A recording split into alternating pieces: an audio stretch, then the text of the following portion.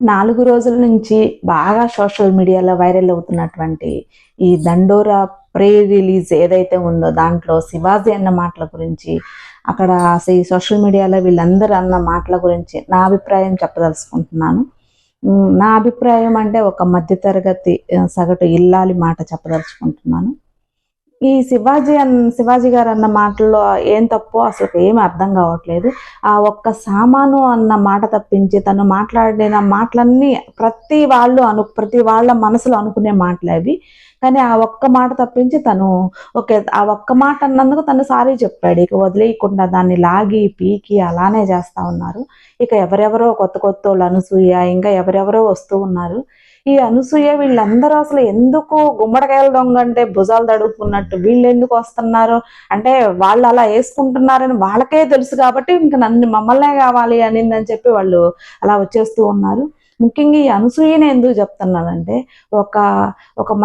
ఒక ఉన్నతమైనటువంటి అంటే ఇక్కడ కులాల టాపిక్ ఎత్తకూడదు, కానీ చెప్తున్నాను.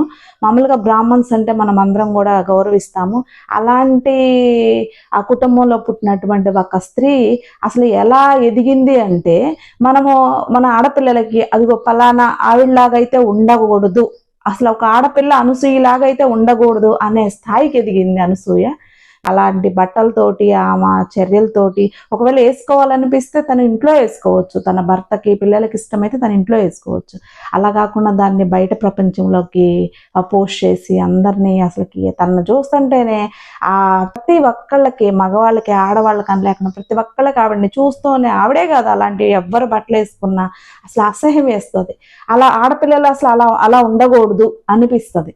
మరి వాళ్ళ మనసుల్లో వాళ్ళు ఏమనుకుంటారో అంటే, ఒక వయసు వచ్చాక వయసుకు తగ్గట్టు ఉండాలి కదా. ఇప్పుడు మనం వేసుకునే బట్టల వల్ల మన వయసు ఏం తగ్గిపోదు. మన వయసుకి హుందాతనంగా ఉండాలి. మనకు వచ్చే వయసుని బట్టి మనం హుందాతనంగా ఉండాలి. మన వయసును కూడా గౌరవించాలి. మనం వయసు పెరిగే కొద్ది దానికి తగ్గట్టు హుందాగా ప్రవర్తించాలి. కానీ మా సపోర్ట్ కూడా ఖచ్చితంగా శివాజీకి.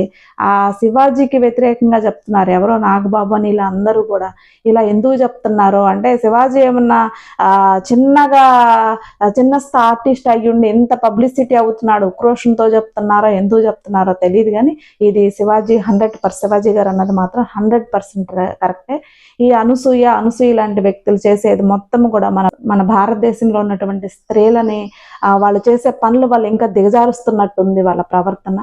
ఇప్పుడైనా సరే అసలుకి ఇవన్నీ చూసుకొనైనా వాళ్ళు వాళ్ళ కట్టుబొట్టు మార్చుకుంటే మంచిదేమో అనిపిస్తుంది.